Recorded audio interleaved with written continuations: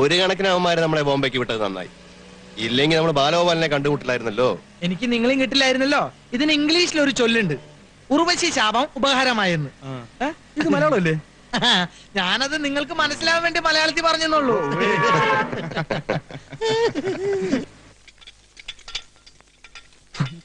എന്താ അടിച്ചു മാറ്റാൻ വല്ല ഉദ്ദേശമുണ്ടോ? കൊറേ നേരമല്ല തേച്ച് വെളുപ്പിക്കുന്നു. ഇവിടെ വെളുപ്പിക്കാന്നുള്ളതാണല്ലോ നമ്മുടെ ഉദ്ദേശം.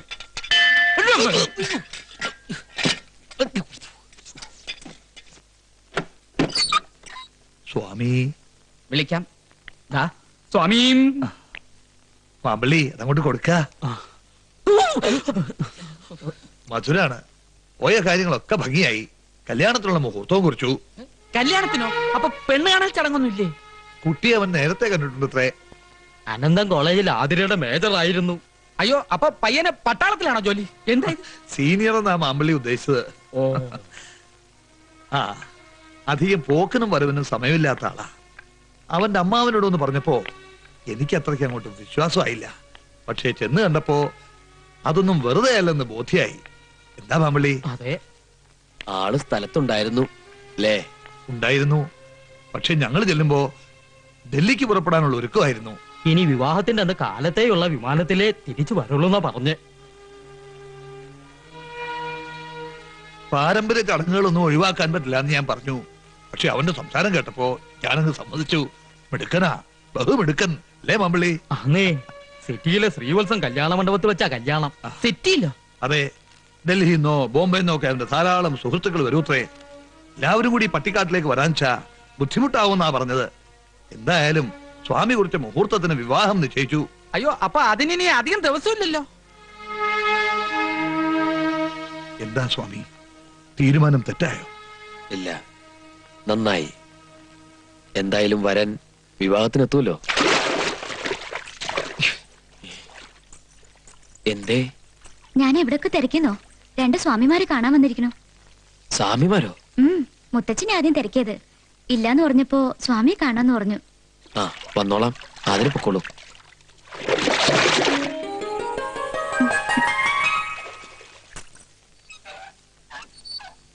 പ്രേമ,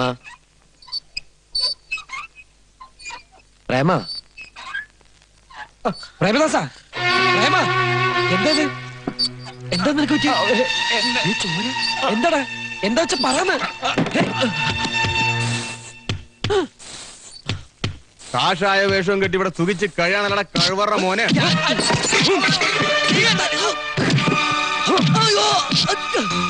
ഞാൻ പറയുന്നത് കേക്ക്. നീ ഒന്നും പറയണ്ട പുല്ലേ.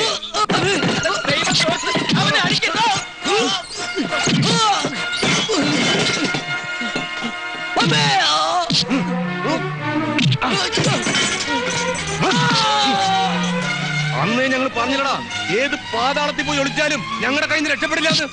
ആനന്ദന്റെ പേരും പറഞ്ഞു നീ നിന്റെ കൂട്ടുകാരനും കൂടി ഞങ്ങളെ കുറെ ഓടിച്ചടാ. ഇനി നിന്നെ കൊല്ലാതെ വിടുന്ന പ്രശ്നമില്ല. സത്യം പറയടാ, ഉരുപ്പടികൾ എവിടെയാ ഒളിപ്പിച്ചിരിക്കുന്നത്? 2 ദിവസം സമയം എന്തിനാ? ഇവിടുന്ന് മുങ്ങാനോ? അവധി കുറെ തന്നതല്ലേ.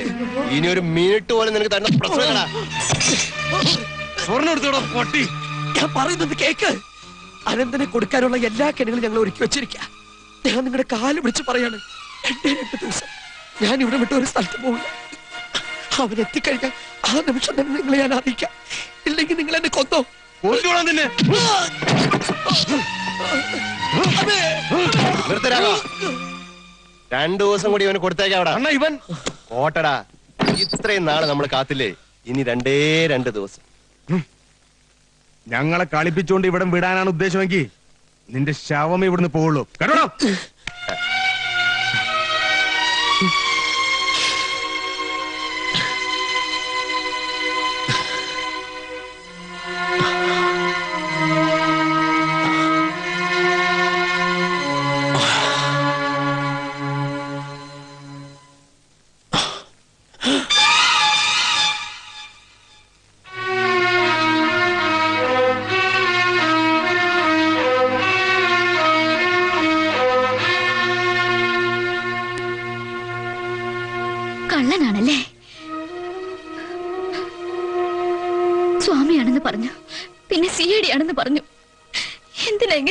അതിന് ഞാൻ എന്ത് തെറ്റാ നിങ്ങളോട് ചെയ്തത്? ചെമ്പരത്തിപ്പൂ ചൂടാനും വളകൾ കയ്യിൽ അണിയാനും ഒക്കെ പറഞ്ഞ് എന്നെ മോഹിപ്പിച്ചിട്ട്. അറിഞ്ഞുകൊണ്ട് ആരെയും ഇതുവരെ വേദനിപ്പിച്ചിട്ടില്ല, കള്ളം പറഞ്ഞ് മോഹിപ്പിച്ചിട്ടില്ല. ഞാൻ കള്ളനോ സിഐഡിയോ സ്വാമിയൊന്നുമല്ല. ജയദേവൻ, മുല്ലശ്ശേരി മനക്കിലെ ജയദേവ ശർമ്മ. സർപ്പകോപം തീർക്കാനും മുജ്ജന്മ ദോഷാറ്റാനും കളമെഴുത്തും പാട്ടു ഹോമമൊക്കെ നടത്തി മുടിഞ്ഞ ഇല്ലത്തിന്റെ പടിപ്പുരയ്ക്കൽ ജപ്തി നോട്ടീസ് പയച്ചപ്പോ എന്നെ അനാഥനാക്കിയിട്ട് എന്നേക്കുമായി എന്റെ അമ്മയും പോയി. എരിയുന്ന ചിതയ്ക്കരികിൽ എന്ത് ചെയ്യണമെന്നറിയാതെ നിന്ന് എന്നെ വാത്സല്യത്തോടെ ചേർത്ത് പിടിക്കാൻ ഒരാളുണ്ടായി. മൃഗേശൻ തട്ടാൻ. മുല്ലശ്ശേരി തറവാടിന്റെ വളർച്ചയും തളർച്ചയും കണ്ട ഒരാൾ.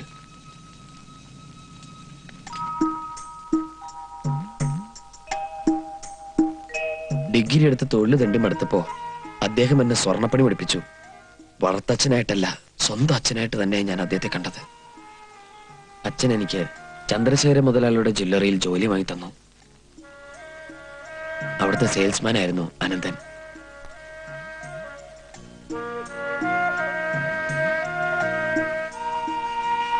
ഈ ബില്ല് അവിടെ കാണിച്ച് ക്യാഷ് കൊടുത്താൽ മതി.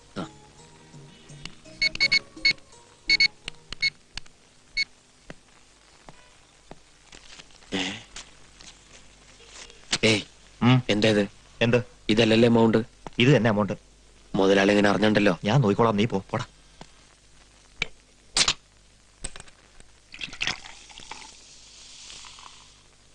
തൂക്കത്തില് കള്ളത്തരം കാണിച്ച് 200 രൂപ നക്കാപ്പിച്ച മേടിച്ചിട്ട് നീ എന്താ നേടിയത്? ഇത് കണ്ടോ, അരിസ്ട്രോക്രാറ്റ്. എടാ, അരിസ്ട്രോക്രാറ്റിന്റെ അർത്ഥം എന്താണെന്ന് അറിയാലോ നിനക്ക്? കുലീനൻ, അതായത് സമ്പന്നൻ. I will become an aristocrat. എനിക്കൊരു സമ്പന്നനാകണം. ജമ്മി. എന്തിനാന്ന് ചോദിക്കേ? എന്തിനാ? അതൊരു സസ്പെൻസാ. വെറും വയറ്റ് കേട്ടാ നിനക്ക് ദഹിക്കില്ല. ചെന്ന് കഞ്ഞൂടി ചേച്ചു വാ. നിന്റെ തട്ടാൻ കാരണവരും കാരണത്തിൽ കാത്തിരിക്കുന്നുണ്ടാവും. ചൽ മേരെ ഭായ്. നീ എന്തിനാ എത്ര വൈകുന്നവരെ എന്നെ കാത്തിരിക്കണേ? നേരത്തെ കഞ്ഞി കുടിച്ച് കിടന്ന് ഉറങ്ങിക്കൂടെ? വെളുപ്പിന് എഴുന്നേറ്റ് പഠിക്കണ്ടല്ലേ? പഠിത്തമൊക്കെ കണക്കാ. അതിന് കാശ് ചെലവാക്കണ നേരം കൊണ്ട് ഏതെങ്കിലും ഒരുത്തിലൂടെ ഇറക്കി വിടാൻ നോക്ക്. അങ്ങനെ ഏതെങ്കിലും ഒരുത്തന്റെ കൂടെ ഇറക്കി വിടാനുള്ള അല്ല അവളെ മുരുകേശൻ തട്ടാന്റെ മോളാ. പിന്നെ മുരുകേശൻ തട്ടാനെന്ന് കേട്ട ആൾക്കാര് പറന്ന് എത്തുകയല്ലേ. ചന്ദ്രശേഖര മുതലാളിയുടെ നിധി കാക്കണ ഭൂതത്താനാ. പറഞ്ഞിട്ടെന്താ, മോക്കൊരു പണോടെ സ്വർണ്ണം ഉണ്ടാക്കാൻ കഴിഞ്ഞിട്ടില്ല ഇതുവരെ. എടോ ഭാര്യ, നീ കനകം, എന്റെ മോള് സ്വർണം. നിങ്ങൾ രണ്ടാളും ഇവിടെ ഉള്ളപ്പോ വേറെ സ്വർണ്ണം എന്തിനാടി കനകം? അതെ അതെ. നമുക്ക് സ്വർണ്ണം ഇല്ലെങ്കിൽ എന്താ, നമ്മുടെ വീട്ടിൽ കിലോ കണക്കിന് ഇരിക്കല്ലേ തങ്കക്കെട്ടികള്. വിളിച്ചു കൂവിക്കോ. ബാക്കിയുള്ളവരുടെ മനസമാധാനത്തോടെ ഒരുപോലെ കണ്ണടച്ചിട്ട് കാലം എത്രയെന്ന് അറിയോ? ഇന്നലെയും കൊണ്ടുവന്നു കുറെ. ഓർക്കുമ്പോ പേടിയാവുക. എല്ലാം കൂടി എത്ര കിലോ ഉണ്ടെന്ന് ഇപ്പൊ എനിക്ക് തന്നെ നിശ്ചയില്ല. എനിക്ക് നല്ല നിശ്ചയമുണ്ട്. കള്ള സ്വർണ്ണ വല്ല പോലീസ് റെയ്ഡെങ്ങാനും ഉണ്ടായാ അച്ഛന് മുതലാളിയോട് പറഞ്ഞൂടെ ഇതിവിടെ സൂക്ഷിക്കാൻ പറ്റില്ലെന്ന്? എങ്ങനെ പറയാനാ? ഇന്നും ഇന്നലും തുടങ്ങിയ ഇടപാടല്ല. മുതലാളിക്ക് എന്നോട് ഇത്രയും വിശ്വാസം ഉണ്ടാവുന്നത് എനിക്കൊരു അഭിമാനമായിട്ടാ തോന്നണേ.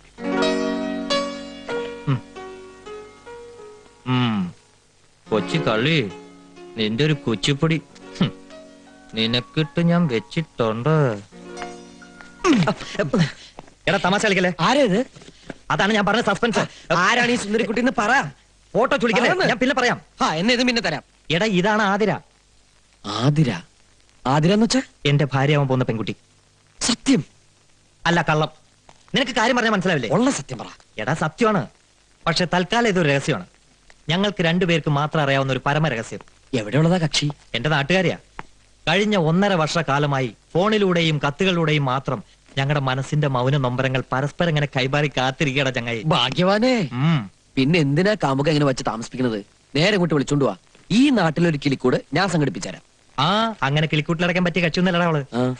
അവൾക്ക് ഞാനൊരു കൊട്ടാരം പണിയും. അതിലൊരു ഉഗ്രം പള്ളിയറ, ഐ മീൻ മണിയറ. എന്തിനാന്ന് ചോദിക്കേ? എന്തിനാ? It's my challenge. അനന്തന്റെ വാശിയടത്.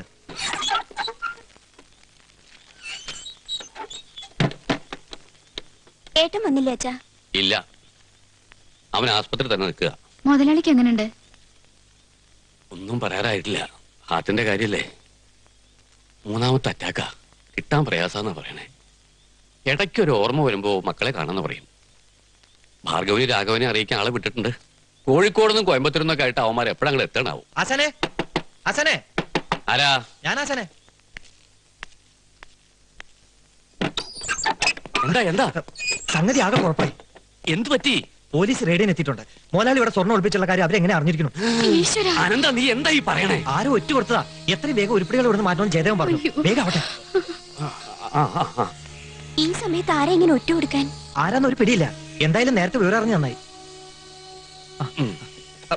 എന്നാലും മുതലാളി അത്യാസനം നിലയിൽ കിടക്കണ നേരത്തെ ആരായി ചതി ചെയ്ത്? ആർക്കറിയാം. ഏതായാലും ലൈറ്റ് അടച്ച് ബാധ അടച്ച് കിടന്നു. ഞാൻ പുറകുവശം വഴി പോയിക്കോളാം. ഭഗവാനെ, ഇപ്പഴാ ശ്വാസം ഒന്ന് നേരെ വീണത്. ഇനി മനസമാധാനായിട്ടൊന്ന് കിടന്ന് ഉറങ്ങാലോ. നിന്റെ ഒരു മനസമാധാനം. കോടിക്കണക്കിന് രൂപയുടെ സ്വർണം തേടിയാ പോലീസ് വരാൻ പോണത്. ആരാ? ഞാനാച്ചാ. ഓ,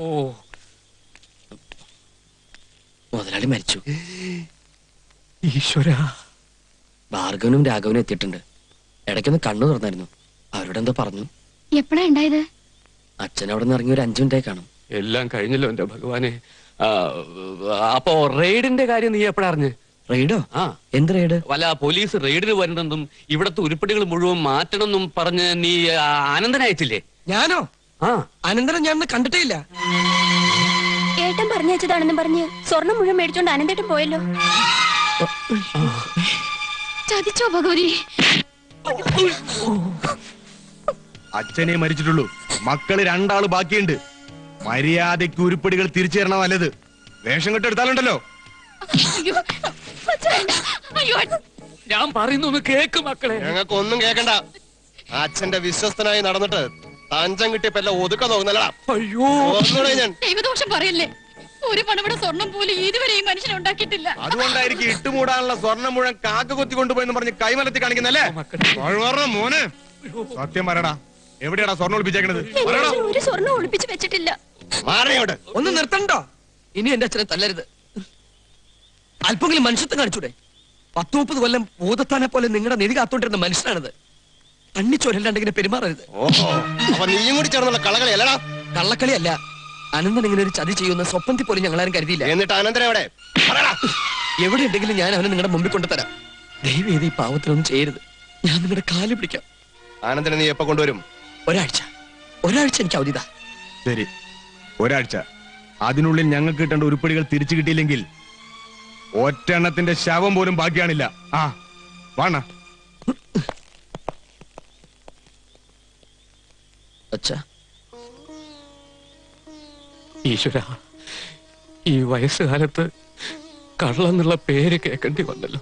അച്ഛൻ വിഷമിക്കരുത്. അനന്തനെ കണ്ടുപിടിച്ച് അവന്മാരുടെ സ്വർണം ഞാൻ തിരിച്ചേൽപ്പിക്കും. ഒരാഴ്ച കൊണ്ട് നീ അവനെ എവിടുന്ന് കണ്ടുപിടിക്കും മോനെ? ഞാൻ കണ്ടുപിടിക്കും. അച്ഛന്റെ ജയദേവനെ പറയണേ. നിന്റെ അച്ഛൻ ഒരിക്കലും തെറ്റ് ചെയ്തിട്ടില്ല. നീ അത് തെളിയിക്കണം. തെളിയിക്കും. ഞാൻ തെളിയിക്കും അച്ഛാ. പക്ഷേ ഒരാഴ്ച പോലും കാത്തിരിക്കാൻ ആ മനസ്സിന് കരുത്തുണ്ടായിരുന്നില്ല. എന്നേക്കുമായി ഈ ഭൂമിയോട് തന്നെ യാത്ര പറഞ്ഞ് അച്ഛൻ പോയി. ആ ആത്മാവിനോടുള്ള കടപ്പാട് തീർക്കാൻ സാധിച്ചില്ലേ പിന്നെ എന്റെ ജന്മം കൊണ്ട് ഒരർത്ഥമില്ല. ആതിരയിലൂടെ അനന്തനെ കണ്ടുപിടിക്കാൻ പറ്റും ഞാൻ കരുതി. അതിനു വേണ്ടിയിട്ടായിരുന്നു ഈ വേഷം കെട്ടലൊക്കെ. അല്ലാതെ ആരെയും വേദനിപ്പിക്കാനൊന്നുമില്ല. അനന്തനുമായിട്ട് എനിക്ക് അങ്ങനെ ഒരു ബന്ധമില്ല. സ്നേഹം എന്ന് പറയുന്നത് പിടിച്ചു പറിച്ചെടുക്കാൻ പറ്റുന്നതല്ലല്ലോ, മനസ്സിൽ തനിയെ തോന്നേണ്ടതല്ലേ. ആരെ കണ്ടുപിടിക്കാനാണെങ്കിലും ഞാൻ കൂട്ടു നിൽക്കാം. പക്ഷെ ആതിരെ ഒരിക്കലും മറക്കരുത്.